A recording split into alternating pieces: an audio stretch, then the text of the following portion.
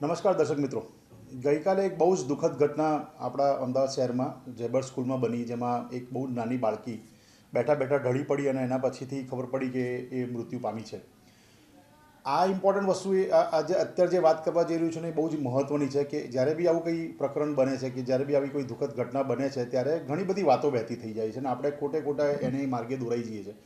અને એવું સાંભળવા મળી રહ્યું છે કે લોકો એવું ચર્ચા કરે કે B12, D3 આ બધાની કારણ અછત થાય તો પણ આવું થઈ શકે. સો ઇમ્પોર્ટન્ટ મેસેજ જે મારે આપવો છે એ છે કે એજ્યુકેશન ઇઝ પાવર.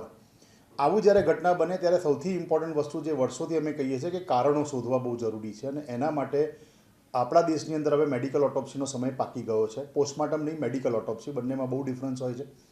આવા ઘટનાઓ માટેના કારણો બહુ જ જૂજ હોય અને આમ લખેલા જ હોય છે કે ભાઈ નાના ઉંમરમાં કે કોઈ પણ ઉંમરની અંદર જ્યારે આવું સડન ડેથ થાય તો કાં તો હૃદય તમારું વીક પડ્યું હોય કોઈ પણ કારણસર, કાં તો તમારું મગજ વીક પડ્યું હોય, કાં તો હૃદય અને મગજ વચ્ચેનો સમન્વય બગડ્યો હોય, હૃદયની મસલ્સ વીક પડી હોય, હૃદયના જે ચેતાતંતુઓ છે એ વીક પડ્યા હોય એના કારણે ધબકારા અનિયમિત થયા હોય, કાં તો હૃદયને સોલ્ટ ઓછું વધારે મળ્યું હોય તો પણ હૃદય બંધ પડી શકે, કાં તો બ્રેનને તકલીફ થઈ શકે અને આનુવાંશિક પણ હોઈ શકે.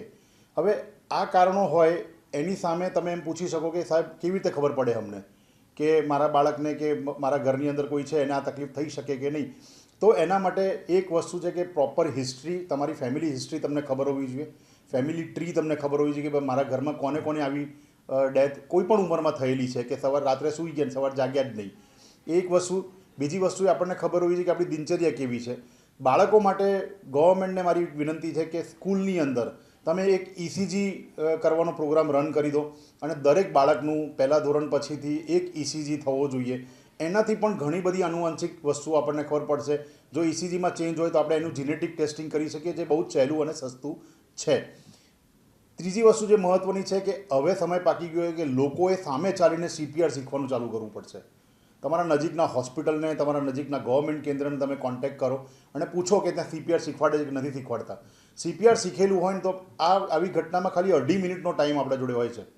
એ 2.5 મિનિટના ટાઈમમાં જો CPR ચાલુ થઈ જાય તો ચાન્સીસ છે કે 15-20% લોકો હોસ્પિટલમાં જીવતા પહોંચે તો ત્યાં ડૉક્ટર લડત આપી શકે. પણ જો ના કરીએ તો 95% ચાન્સ છે કે એ પેશન્ટ બચે નહીં. સો હવે આપણા દેશ માટે જરૂરી છે એજ્યુકેશન પ્રોપર ચેનલ થ્રુ.